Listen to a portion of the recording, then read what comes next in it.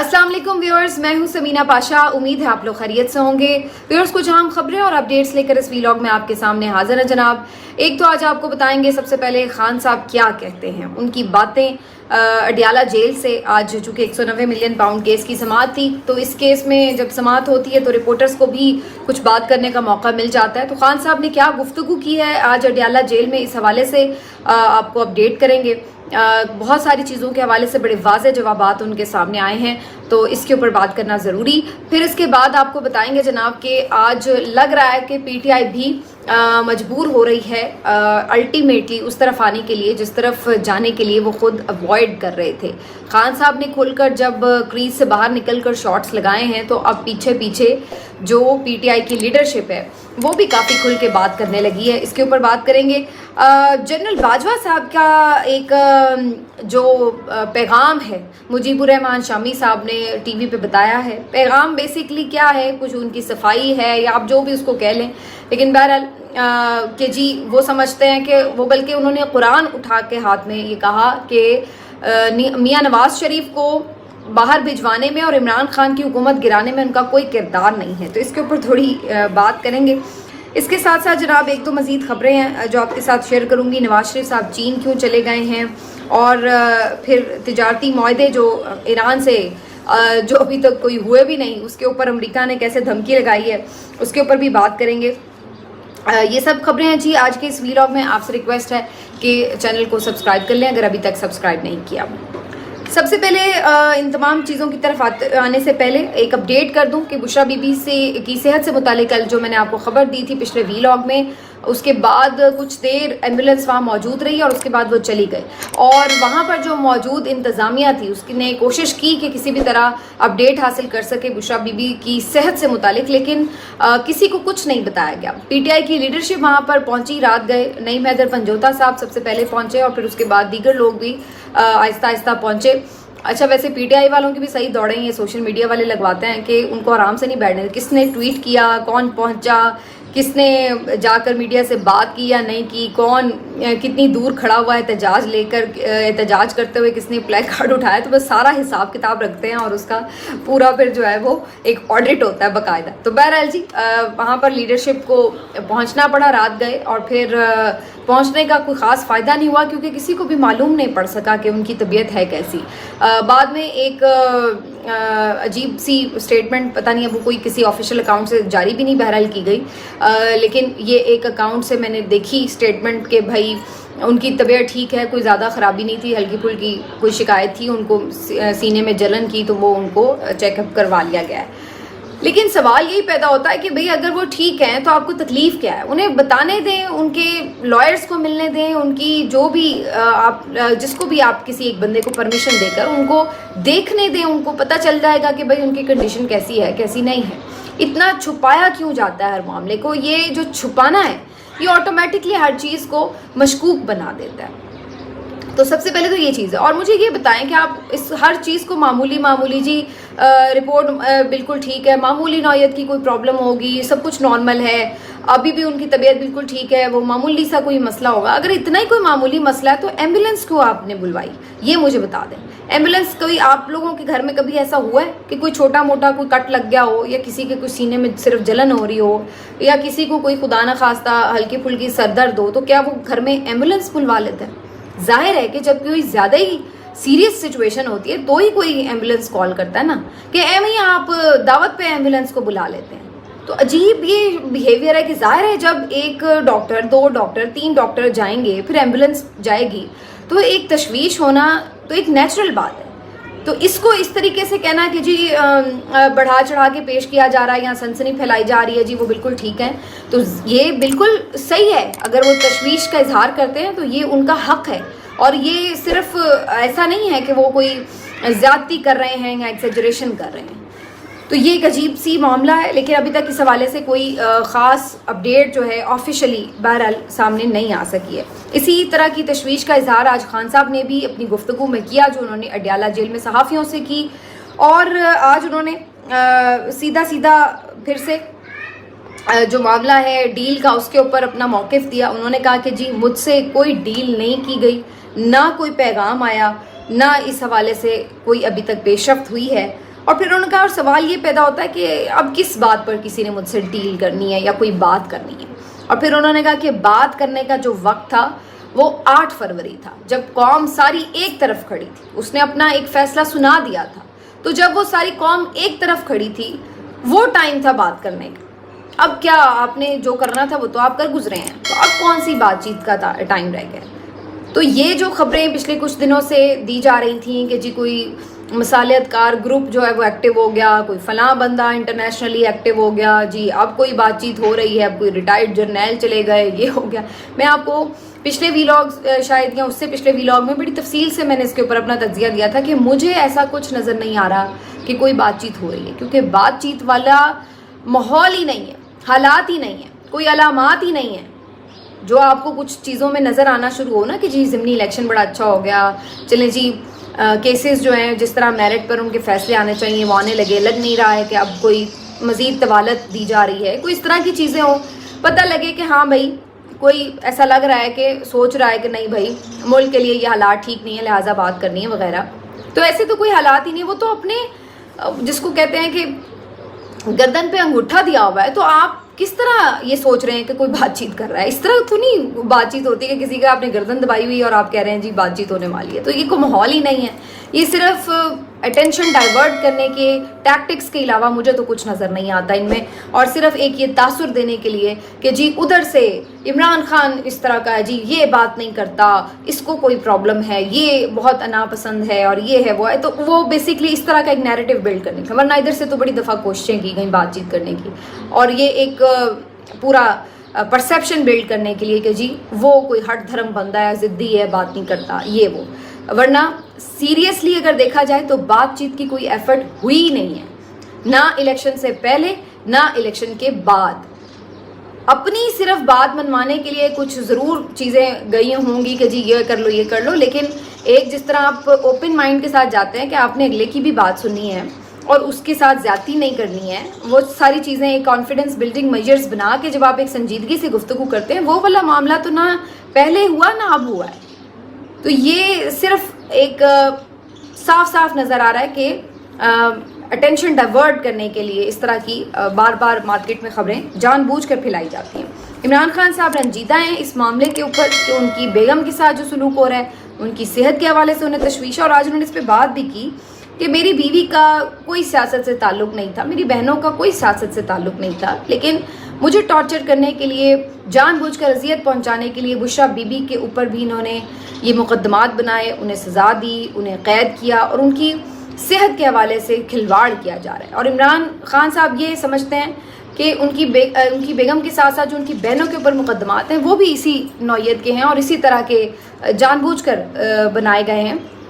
صرف اذیت دینے کے لیے, اسی مقصد کے لیے. اور انہوں نے پھر بلکہ یہ بات بھی کی کہ جی اکثر لوگ کہتے ہیں جی مریم نواز اور بے نظیر نے بھی تو مقدمات کا سامنا کیا, تو آپ کی بیگم کیا کوئی الگ ہیں کہ ان کی خواتین نے اگر کیا تو آپ کی خواتین نہیں کر سکتی. تو انہوں نے اس پہ بڑا واضح موقف دیا کہ بھائی مریم نواز ہوں یا بے نظیر صاحبہ ہوں,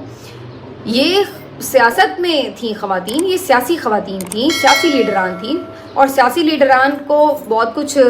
ہم نے دیکھا ہے کہ مقدمات کا سامنا بھی کرنا پڑتا ہے, جیل بھی جاتے ہیں. جس بندے کا سیاست سے کوئی تعلق ہی نہیں ہے آپ نے اس کے اوپر سیاسی مقدمات کیوں بنوائے؟ اور بشرا بی بی کا اس بات سے کوئی تعلق ہی نہیں ہے, اور پھر جب آپ کو ان کے حوالے سے کوئی ملا نہیں تو آپ نے عدت جیسے فضول کیس کے اوپر جو ہے اس بندی کو جیل میں ڈال دیا, اور ابھی بھی اس کے اوپر رک نہیں رہے آپ لوگ, بلکہ کچھ ہر روز نیا کیچڑ ان کے اوپر جو ہے وہ اچھالا جاتا ہے. تو یہ چیزیں ظاہر ہے عمران خان صاحب کو اذیت دینے کے لیے کی گئی تھی سب, لیکن وہی بات ہے کہ وہ اس سے ٹوٹنے والے نہیں تھے. اسی طرح ان کی بہنوں سے متعلق مقدمات, ان کی بہنوں کا کیا تعلق تھا سیاست سے؟ پڑھی لکھی سمجھدار خواتین ہیں اور سفید پوش گھرانوں سے ہیں, اور ظاہر ہے ان کا بھائی اگر کسی پرابلم میں تھا تو وہ وہاں پر موجود ہوتی تھی بنگالہ میں. اس کے علاوہ تو وہ کوئی دہشت گرد تو نہیں تھیں کہ وہ کوئی ڈنڈے اٹھا کے پھر رہی تھیں یا کیا کر رہی تھی, لیکن ان کے اوپر اس قسم کے مقدمات ہیں دہشت گردی کے اور جی انتشار پھیلانے کے اور یہ جلاؤ گھراؤ وغیرہ کے, سارے ضمانتوں پہ بیچارے پھر رہے ہوتے ہیں. تو یہ تو حالات ہیں اس ملک کے جو کہ انفارچونیٹ ہے. پھر اس کے بعد انہوں نے کہا کہ جی پی ٹی آئی کا نام و نشان ختم کرنے کے لیے ہر حربہ استعمال کیا گیا، اور انہوں نے کہا کہ جو ہماری پٹیشنز تھیں اس لیے بھی نہیں سنی گئیں کہ جب تک پی ٹی آئی کو مکمل طور پر کریش نہ کر لیا جائے۔ سپریم کورٹ نے بھی ہمارے مقدمات سماعت کے لیے فکس نہیں کیے، سپریم کورٹ بھی اس انتظار میں رہی۔ یہ الیکشن بھی اسی لیے اکتوبر سے لے کے فروری تک ڈیلے کیا کہ جب ان کو یہ یقین ہو گیا تھا کہ اب شاید پی ٹی آئی نہیں جیت سکے گی، تب انہوں نے وہ الیکشن کروایا ڈیلے کر کے، آئینی طور پر اس کو جان بوجھ کر آئین شکنی کر کے۔ لیکن یہ الگ بات ہے کہ 8 فروری کو پھر بھی رزلٹ ان کی توقعات کے برعکس آ گیا۔ تو اس میں انہوں نے پھر سے اس بات کو اسٹیبلش کیا ہے کہ جو قاضی فائز عیسیٰ صاحب ہیں وہ اس سارے معاملے میں کس طرح سے خاموش رہے ہیں یا انوالو رہے ہیں بہرحال، کیونکہ انہوں نے اس میں پوری ایسا لگ رہا ہے کہ پی ٹی آئی کا کوئی ساتھ نہیں دیا۔ تو یہ صورتحال رہی، اور پھر اس کے بعد انہوں نے کہا کہ جی یہ جو عدلیہ ہے اس لیے اس کے اوپر سے لوگوں کا اعتماد اٹھتا چلا جا رہا ہے، کیونکہ جب وہ دیکھ رہے ہیں کہ وکٹمائزیشن ہو رہی ہے اور کس طرح کے مقدمات ہیں بیس لیس، لیکن اس کے اوپر عدلیہ جس طرح سے بالکل بے بس دکھائی دے رہی ہے، تو لوگوں کا عدلیہ کے اوپر سے اعتماد اٹھ رہا ہے، جو کہ صحیح بات ہے۔ پھر اسی طرح سے انہوں نے کہا کہ ضمنی انتخاب جو تھا یہ تو بیسیکلی لڑائی پولیس نے، یہ کوئی ضمنی الیکشن نہیں تھا، اور انہوں نے کہا کہ یہ پولیس نے پہلے سے ہی ڈبے بھرے ہوئے تھے، سارا انتظامیہ جو تھی وہ جس طرح سے اس کو مینیج کر رہی تھی، تو وہ سب بالکل آبویس ہے۔ تو یہ سب کچھ جو ہو رہا ہے یہ تو جنگل کا قانون بنا ہوا ہے، ملک میں کوئی آئین اور قانون ہے نہیں، اور یہ سب کچھ جو ہو رہا ہے ابھی وقتی طور پر تو ایک خاص مافیا کو اور ٹولے کو اس کا فائدہ ہو رہا ہے، لیکن الٹیمیٹلی یہ سب ملک کے لیے نقصان دہ ہے، اور ملک کی جڑوں کو آپ کھوکھلا کر رہے ہیں، ملک کو آپ بالکل ایک ریاست بے آئین بنا رہے ہیں، اور عوام کو نوجوانوں کو آپ متنفر کر رہے ہیں بیسیکلی اس پورے سسٹم سے، اور ہر چیز کی کریڈیبلٹی زیرو کر کے کیا آپ نے پیغام دیا۔ تو یہ الٹیمیٹلی پاکستان کا فیوچر آپ خراب کر رہے ہیں۔ یہ ساری جی گفتگو ہے عمران خان صاحب کی، اور انہوں نے کہا کہ جمہوریت کی تو اساس ہی ایک فری اینڈ فیئر الیکشن پر ہوتی ہے، لیکن ہمارے یہاں جس طرح کا الیکشن ہوا ہے وہ تو اب سب کے سامنے ساری دنیا ہی جانتی ہے اب تو خیر۔ تو یہ صورتحال رہی ہے جی عمران خان صاحب کی، یہ ساری گفتگو تھی، اور یہ انہوں نے اڈیالہ جیل میں کی۔ اب آ جاتے ہیں جی کہ عمران خان صاحب جب سیدھی بات کر رہے ہیں تو اب پیچھے پی ٹی آئی کے اوپر بھی پریشر ہے، اور اب ہم دیکھ رہے ہیں کہ کافی لوگ اس کے اوپر جو ہے وہ کھل کے اب باتیں کرنا شروع ہو گئے ہیں۔ کل کی جو پریس کانفرنس تھی اس میں عمر ایوب صاحب نے بیرسٹر گوہر صاحب جو تھے ان دونوں کی طرف سے سیدھا ایجنسیوں کا نام لیا گیا اور کہا گیا کہ وہ معافی مانگیں، ان کی مداخلت بڑی واضح نظر آ رہی ہے وغیرہ، تو وہ بھی انہوں نے بات کی۔ اور پھر اس کے بعد آج حماد اظہر صاحب نے بھی اسی طرح کھل کے بات کی ہے کہ جی جو موجودہ ساری صورتحال ہے پاکستان کی، اقتصادی طور پر بھی جو مشکلات ہیں، سفارتی طور پر جو کچھ بھی اس وقت ہو رہا ہے اس کی جو ذمہ دار ہے وہ اسٹیبلشمنٹ ہے۔ اور پھر اس کے ساتھ اب عمر ایوب صاحب کا ٹی وی پروگرام میں بھی کھل کر سامنے آئے، اور علینا شگری کے ساتھ گفتگو میں اس میں بھی انہوں نے جو خاص طور پر ایجنسیز کا کردار ہے اس کے اوپر سوال اٹھایا۔ تو اب یہ ہے کہ پی ٹی آئی والے بھی آہستہ باہر نکل کر کھل کر بات کر رہے ہیں، ایجنسیز کا اسٹیبلشمنٹ کا نام لے رہے ہیں، اور یہ صورتحال اب ایسا لگ رہا ہے کہ اسٹیبلشمنٹ کو فیس کرنا پڑے گی۔ ایک وہ جو آمنے سامنے آنے والی سچویشن ہے وہ ڈیولپ ہوتی ہوئی ہمیں نظر آ رہی ہے۔ دوسری طرف ہم دیکھ سکتے ہیں جی کہ نواز شریف صاحب چین روانہ ہو گئے ہیں، بظاہر ان کا یہ نجی دورہ لگ رہا ہے، اپنے کاروبار کو وسعت دیں گے، اور دنیا میں جیسے مرضی حالات ہوں، پاکستان کی معیشت بھلے ڈوب جائے، جو مرضی ہو جائے، لیکن اس فیملی کا جو کاروبار ہے یہ ہمیشہ پھلتا پھولتا نظر آتا ہے، ان کو کوئی اثر نہیں ہوتا کسی بھی طرح کے حالات و واقعات کا، اور اسی لیے تو انہوں نے اپنے کاروبار یہاں پہ اس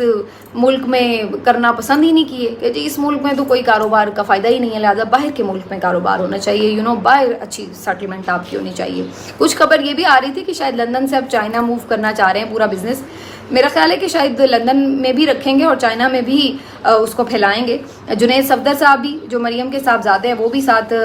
گئے ہوئے ہیں، اور یہ بھی ہو سکتا ہے کہ جب چائنا جائیں کچھ نہ کچھ ان کے اثر و رسوخ کے ذریعے ملاقاتیں بھی کروائیں، تو ایک نیا جو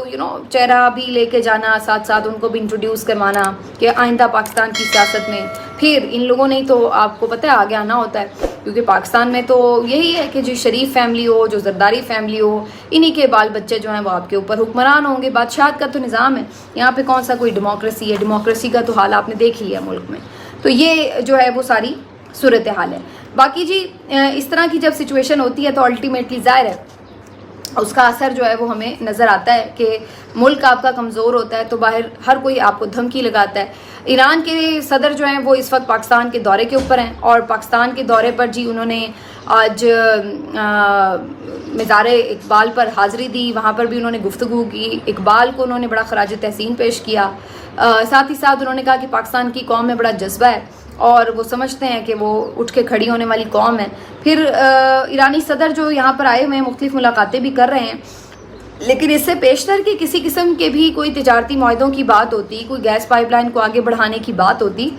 امریکہ صاحب نے جی پہلے ہی دھمکی لگا دی اور کہا ہے کہ جی تجارتی معاہدوں پر پابندیوں کا خطرہ ہے، تجارتی معاہدوں پر غور کرنے والوں کو خطرے سے آگاہ رہنا چاہیے۔ تو سیدھی انہوں نے پاکستان کو دھمکی لگائی ہے کہ بھائی انسان بنو اور کوئی ضرورت نہیں ہے ایران کے ساتھ کسی قسم کا معاہدہ کرنے کی، اگر آپ نے کیا تو پھر پابندیاں ہی ہوں گی، کوئی اس کے اندر آپ کے ساتھ رعایت نہیں کی جائے گی، کوئی لچک کا مظاہرہ نہیں ہوگا۔ تو یہ جی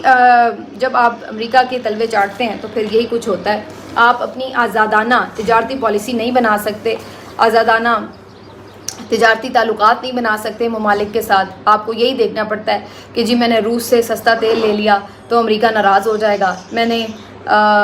تیل جو ہے یا گیس جو ہے وہ سستی ایران سے لے لی، بجلی سستی لے لی تو جی امریکہ ناراض ہو جائے گا، تو لہٰذا اپنے لوگوں کا کچومر نکالتے جاؤ لیکن امریکہ کو ناراض نہ کرو، اور جو امریکہ کو ناراض کرتا ہے پھر اس کے ساتھ کیا ہوتا ہے وہ آپ نے دیکھ ہی لیا۔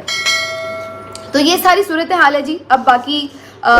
مجھے پہلے بھی کوئی اس دورے سے خاص امید نہیں تھی، امریکہ کو یہ دھمکی لگانے کی ضرورت بھی نہیں تھی، یہاں ماشاءاللہ جو امریکی غلام ہیں ان کو اچھی طرح پتہ ہے کہ انہوں نے ان کی حد کیا ہے، تو بس ٹھیک ہے ایک مہمان آیا اس کو ویلکم کر لیں گے مسکرا کے فارسی کے اشعار پڑھ کے، اس سے زیادہ تو نہ ان کی حیثیت ہے اور نہ یہ اپنے طور پر کوئی فیصلے کرنے کے مجاز ہیں، تو اس لیے کوئی ٹینشن کی بات نہیں، دکھاوے کے لیے بتانے کے لیے کچھ کہہ بھی دیں گے کہ جی ہم سوچیں گے تعلقات بڑھائیں گے، فروغ پانے پر اتفاق ہوا، لیکن یہ صرف زبانی جمع خرچ ہوگا، حاصل حصول اس میں سے کچھ نہیں ہوگا، سالڈ بات اس میں سے کوئی بھی نہیں ہوئے گی۔